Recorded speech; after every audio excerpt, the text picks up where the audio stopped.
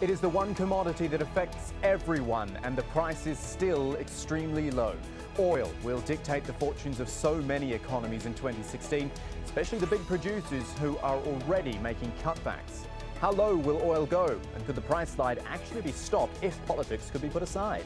This is Inside Story.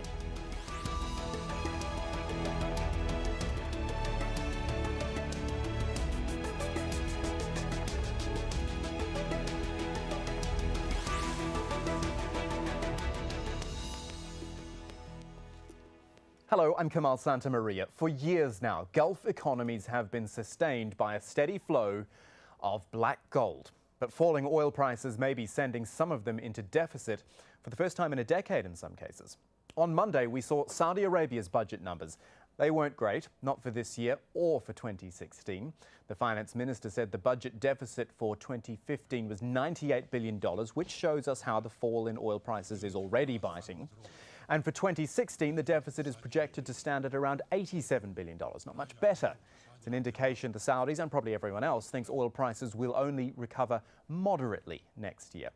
King Salman said he plans economic reforms. Nothing specific, but there has been talk about Gulf countries looking to taxation in the next few years to make good on some of the shortfall. But really, oil will continue to be the big economic driver, which is why the price is so important. Let's talk prices, actually. The average price of Brent crude is on track to be the lowest in 14 years. It hit a low of just above $35 last week, and some analysts predict it could go as low as $20 before stabilizing somewhere above $50 in the new year. That's putting massive pressure on members of the oil-producing bloc OPEC. They'll have lost around $500 billion in revenue this year, according to the International Energy Agency, while an estimated $1.3 trillion has been wiped off the market value of oil companies this year. So let's talk oil and oil prices with our guests. Here in the studio with me is Abdullah Babood, who's the director of the Gulf Study Centre at Qatar University. Welcome. And joining us is in Athens, we've got John Sfakianakis, economist and former advisor to the Saudi government. He's now the Middle East director at the Ashmore Group. And joining us via Skype from Abu Dhabi is Jaafar Al-Tai. He's an energy economist, founder and managing director of the Manaar Energy Group. Gentlemen, lovely to have you with us on Inside Story. John Sfakianakis, I will start with you, seeing as you are our resident expert on Saudi Arabia. The numbers which have come through, I've seen people talking and saying, well, it's not as bad as we thought, but I think the story is that it is bad. It's not great. And there doesn't seem to be a sign of too much improvement in the next year because of these oil prices. Well, it's not as bad as, let's say, the IMF has made it look like back in 2015 when they were forecasting the deficit for Saudi Arabia. So the IMF was saying Saudi will have a deficit of 21, 22% in terms of GDP. They ended up with 13%. It's better. But of course, with oil at 35, 40, $30 a barrel, it's not good for everybody. And you need to do economic reforms. In 2016, oil is not going to recover much. We could see oil treading sideways, meaning that it could be in the 30s and the 40s. So you will end up with another deficit, as you said. And that means that they need to find alternative sources of revenue. Well, this is what King Salman said. I'm quoting here, the budget is the beginning of a phase where there will be several sources of income. That's about as vague as we can get at this point. Do you have any thoughts on what he's saying? Well, absolutely. I think that they'll have to think of new sources of revenue. And this is, as you said, by taxing companies or individuals, or having a sales tax, which has to be GCC-wide sales tax, a VAT tax in other words, or try to diversify. Of course, it's easier said than done. An important number for the 2015 and 2016 budget is that Saudi Arabia has been diversifying its revenue sources. So back in 2013, about 90% of its total revenue came from oil. In 2015, we were told 73% of its total revenue came from oil. So that is a positive thing. The other positive thing is that the government continues to spend. Market was expecting that Saudi Arabia is going to contract in terms of its spending. In 2016, it's saying that it's going to keep on spending, not as much as before. They will have a deficit, but still it's positive. Abdullah, let me bring you into the conversation. We've talked about, well, John was talking about there, about the types of reforms which might come through. Now, it is said that it is actually King Salman's son, Mohammed bin Salman, who is the one really pushing these sorts of reforms. Do you think he can get consensus for this type of thing? Do you think there is consensus to push through? Because this will be a big change for the kingdom.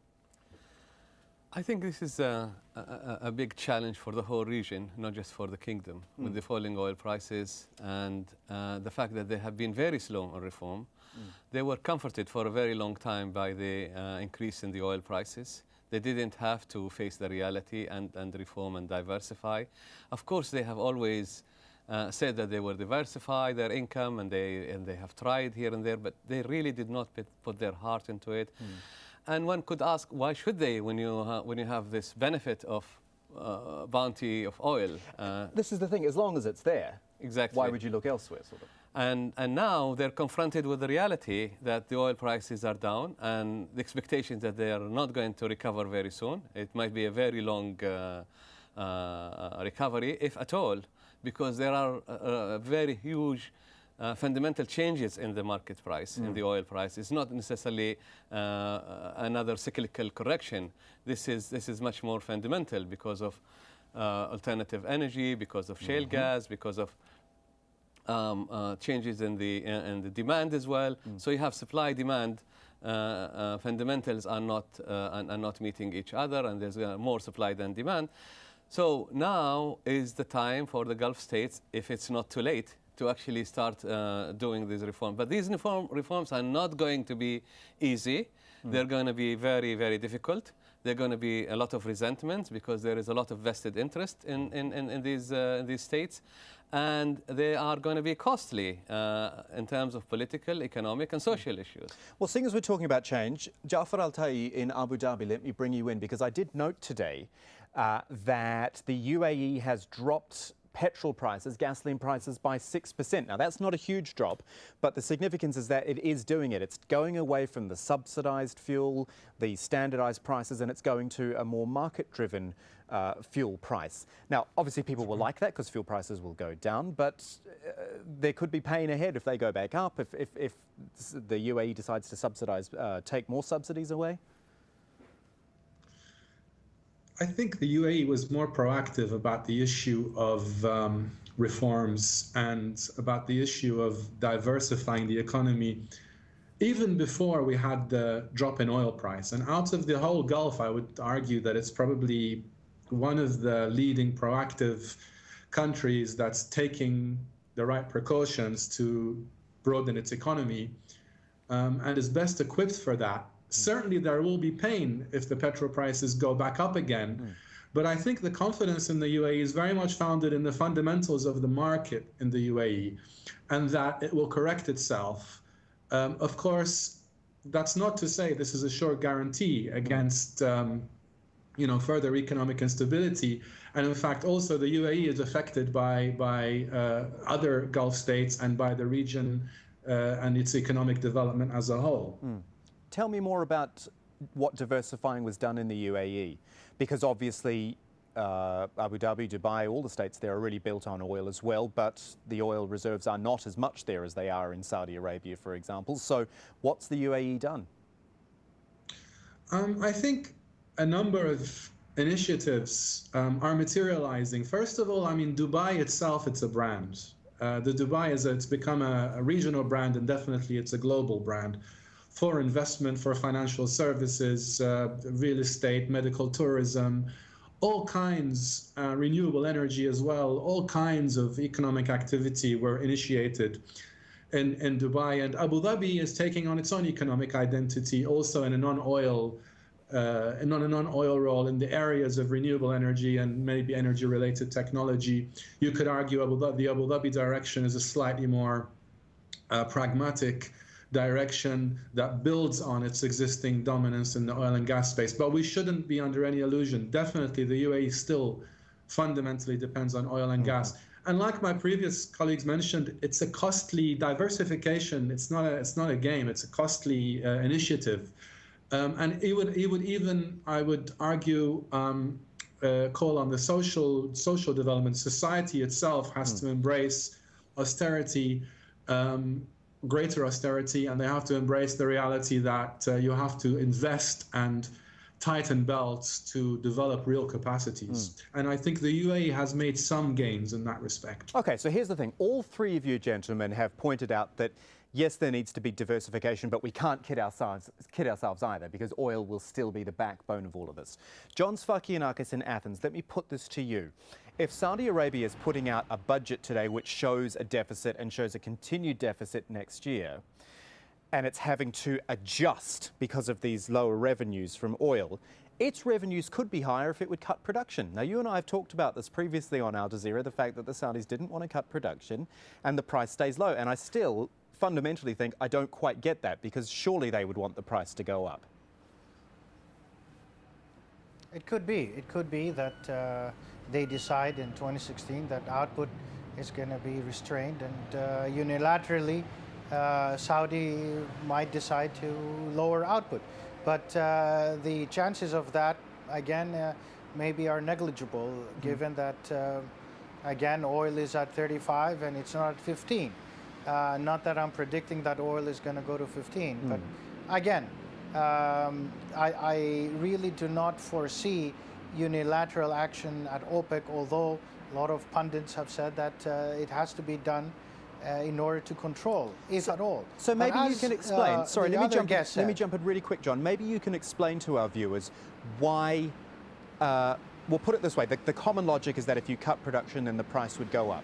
Why does Saudi Arabia, particularly, and the stronger OPEC nations, not want to do this? The issue of competition. Again, there are two factors. One is that you do not know, even if they cut output, that prices are going to go up. Number two, and this is something that they did in the 1980s, they lowered oil production, then you had a huge tumbling effect. Now it has been a tumbling effect, but it's a gradual tumbling effect.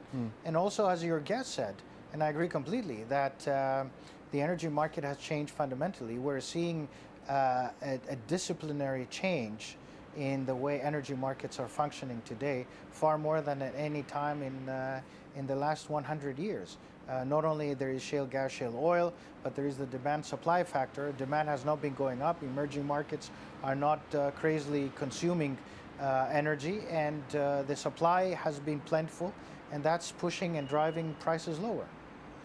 Abdullah, is this as much about the likes of Saudi Arabia, the strong oil countries who want to show the power that they have within something like OPEC and show that they are still the influencers there? Because, again, and John and I have talked about this before, the players like, say, Venezuela, who want the oil production to be cut so the price will go up, but it is the stronger players like Saudi Arabia who don't, and they sort of flex their muscles and show we're still the strongest ones here.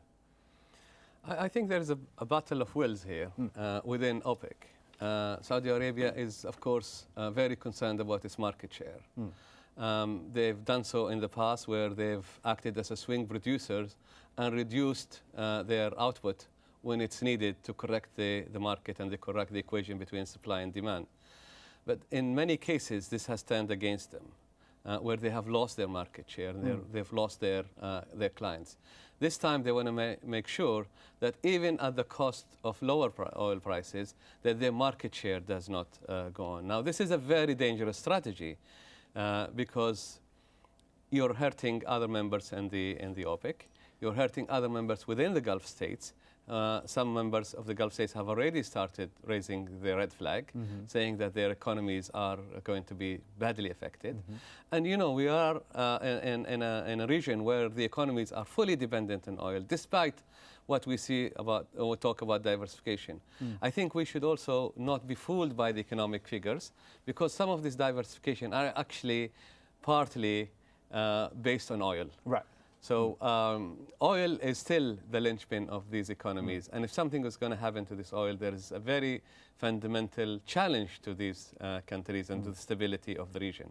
Jaafar, do you agree with that there is such a threat from other oil sources? Like if countries in this part of the world decide to cut their production, that, for example, the United States will take that share away from them?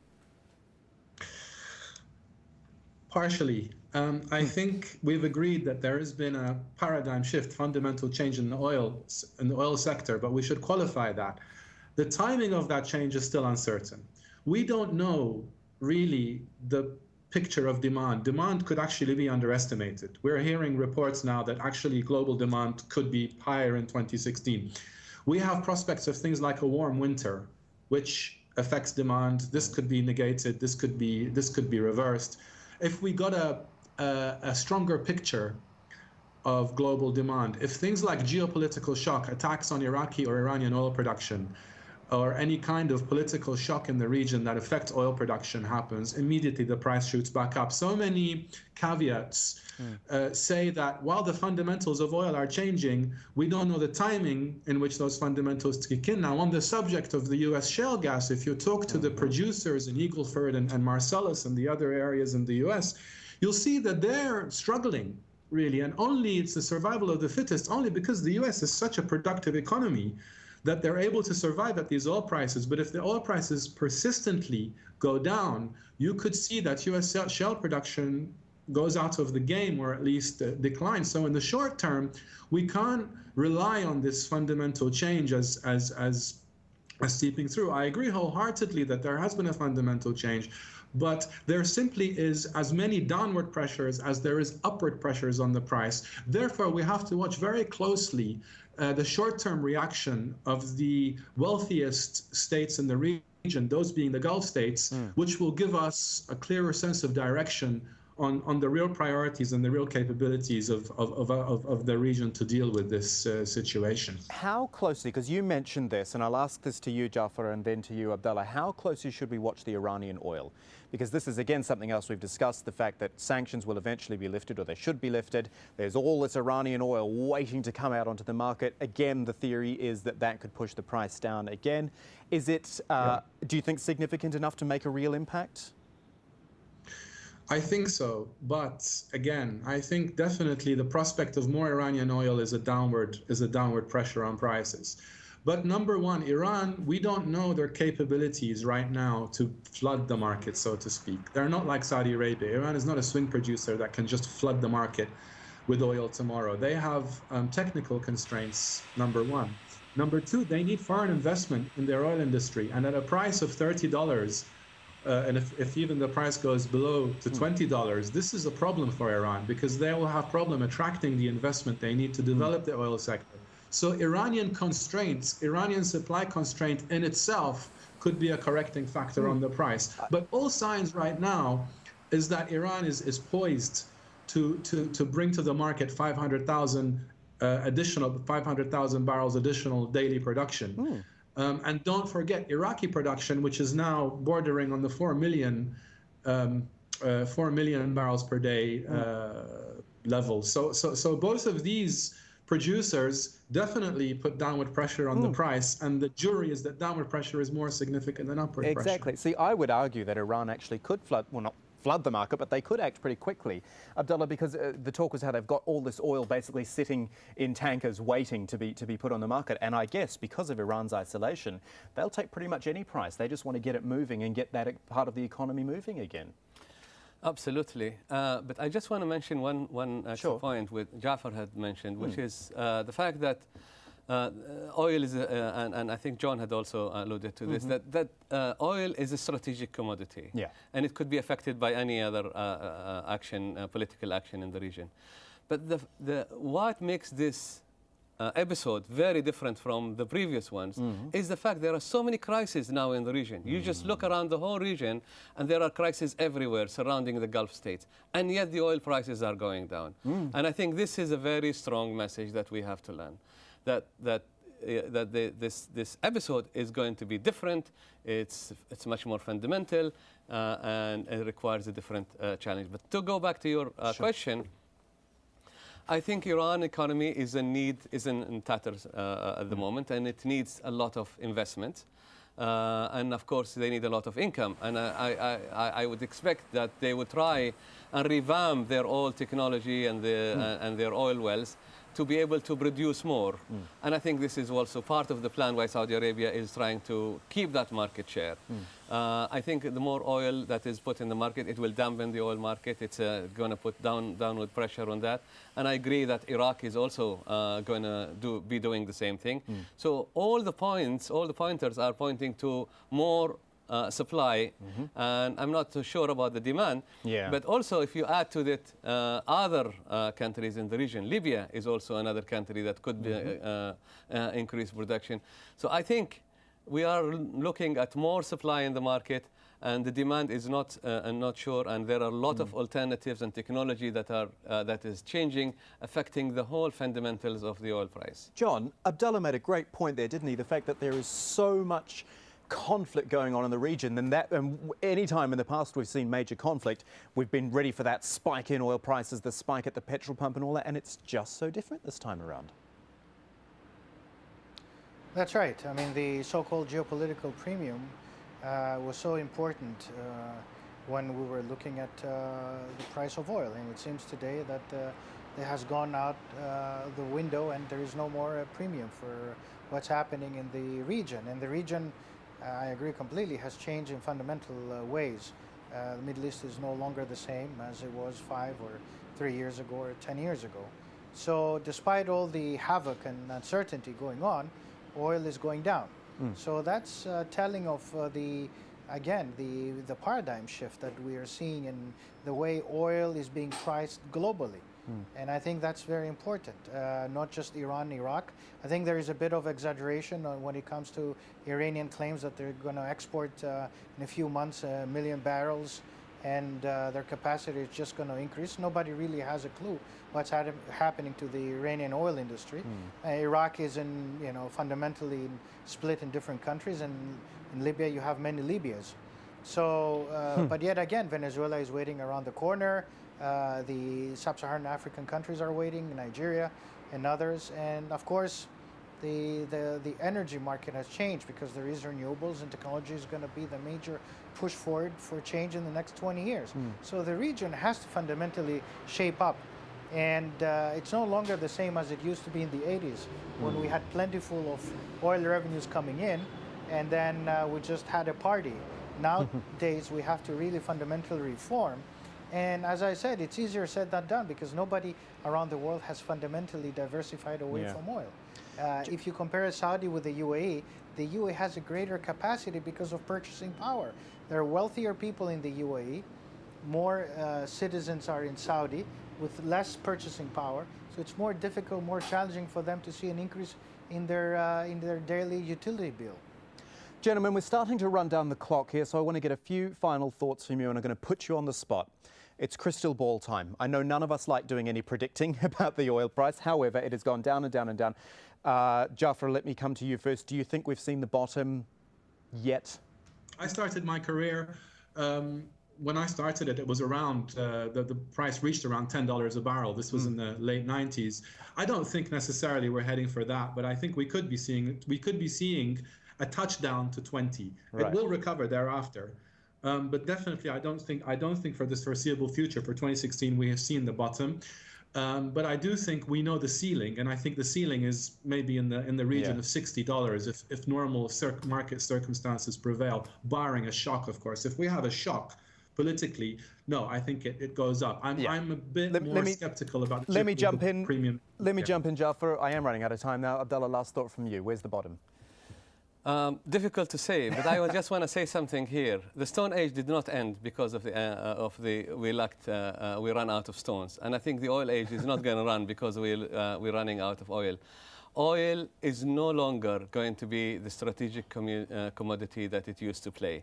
The market has fundamentally changed. It's a buyer's market nowadays. There are a lot of alternatives. There is a lot of competition. There are a lot of resources, and technology is changing this.